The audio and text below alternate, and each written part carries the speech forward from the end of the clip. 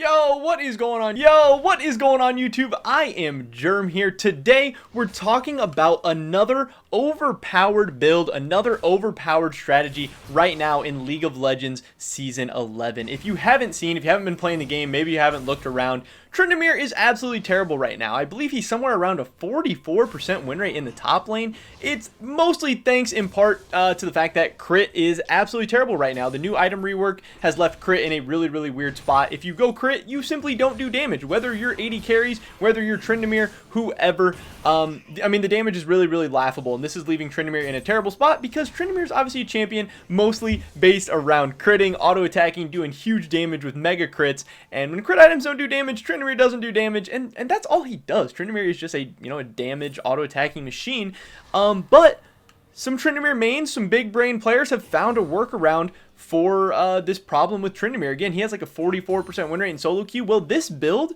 full tank Tryndamere, actually has above a 50% win rate. They've found a way to make him work. Now, again, crit items are terrible. Crit is bad right now, but what's overpowered? Tanks are overpowered. Sunfire, Aegis, Bomby Cinder, these are overpowered things. So taking a, instead of doing the bad build like crit, doing the overpowered stuff like going full tank, going Sunfire Aegis is actually really good on Tryndamere right now, and it does make a lot of sense.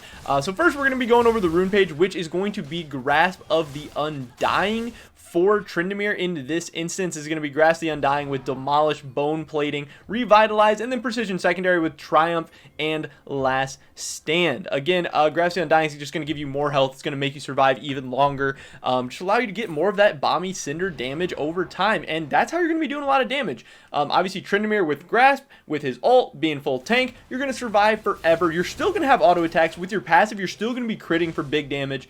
And you're going to be doing that Bomby Cinder damage and being tanky long enough to be annoying, and again, to do more damage over time.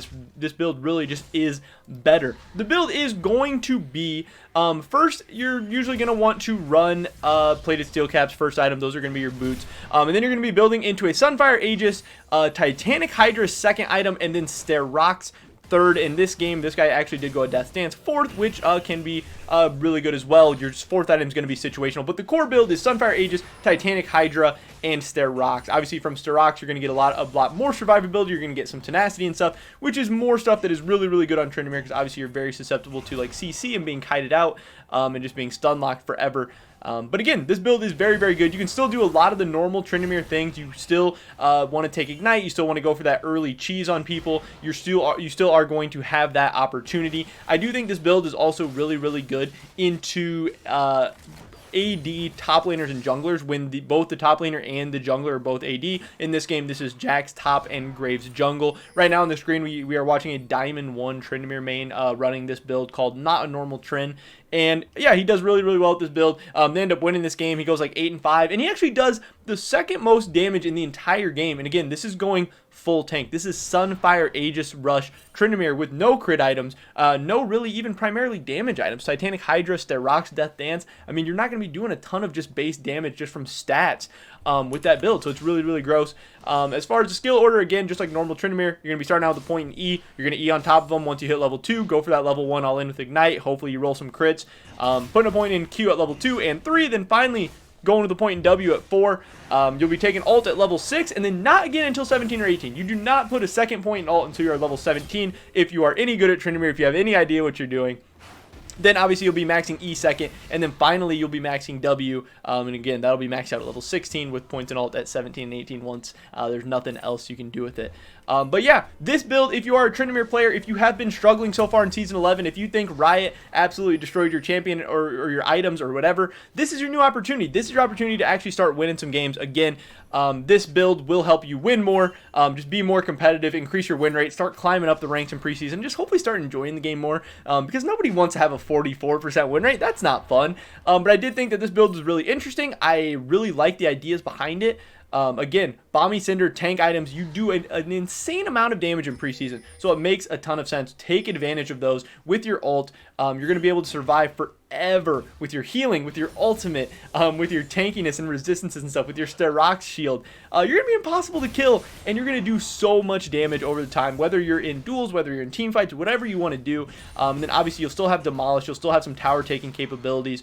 You're still going to be that good old Tryndamere. But again, it's crazy. Full tank Tryndamere, it sounds really troll. I know it sounds dumb, but the win rates back it up that there is really not many other Tryndamere builds that have a good win rate, and this build does have above a 50% win rate. And if you look at most of the other builds, it's like 42, 44, 47, 48.